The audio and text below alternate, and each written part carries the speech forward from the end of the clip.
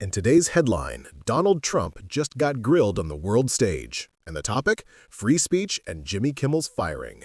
The clash over censorship is going global, and the White House can't seem to get its story straight.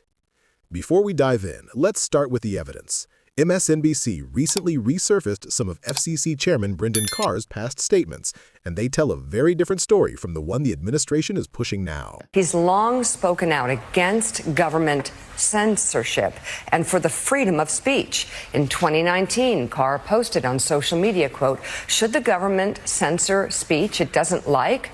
Of course not. The FCC does not have a roving mandate to police speech in the name of the public interest." In 2021, he wrote, quote, "A newsroom's decision about what stories to cover and how to frame them should be beyond the reach of any government official."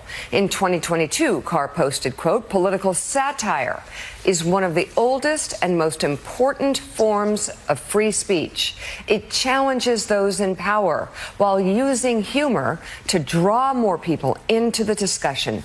That's why people in influential positions have always targeted it for censorship." In 2023, he said, quote, "Free speech is the counterweight. It is the check on government control. That is why censorship is the authoritarian's dream." And yet, here was Carr in an interview yesterday, right before ABC announced they were pulling Jimmy Kimmel Live off the air.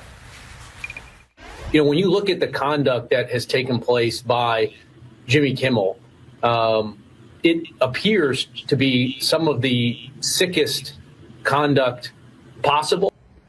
So ABC fired Jimmy Kimmel today because Kimmel made a super tame joke about how Trump did not seem very upset when he was supposedly grieving Charlie Kirk's assassination. We're at the point where we have actual state media platforms like ABC or CBS, which fired Stephen Colbert for criticizing Trump. They're basically controlled by Trump and by MAGA now. And we saw this, both ABC and CBS basically bribed Trump by paying him millions of dollars to settle totally bogus defamation lawsuits. This is exactly why free speech is such a flashpoint. The same official who once defended political satire is now justifying government pressure that appears to have led to a comedian being pulled off the air.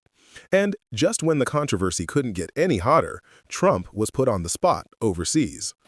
And on a separate issue, free speech, your Vice President Vance said that free speech is under attack in the UK. Do you agree with him? And Prime Minister, we saw the dismissal of a very well-known chat show host in America last night, Mr. Kimmel.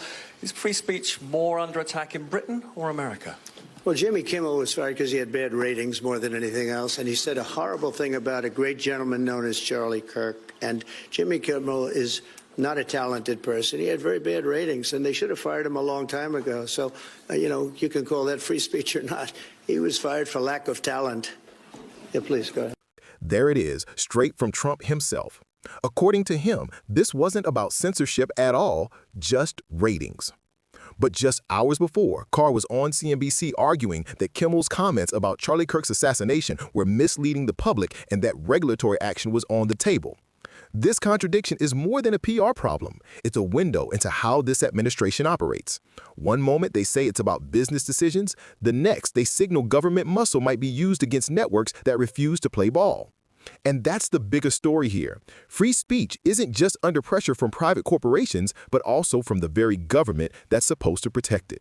Whether you think Kimmel's joke went too far or not, this episode raises a question every American should care about. Is satire still safe when it targets those in power?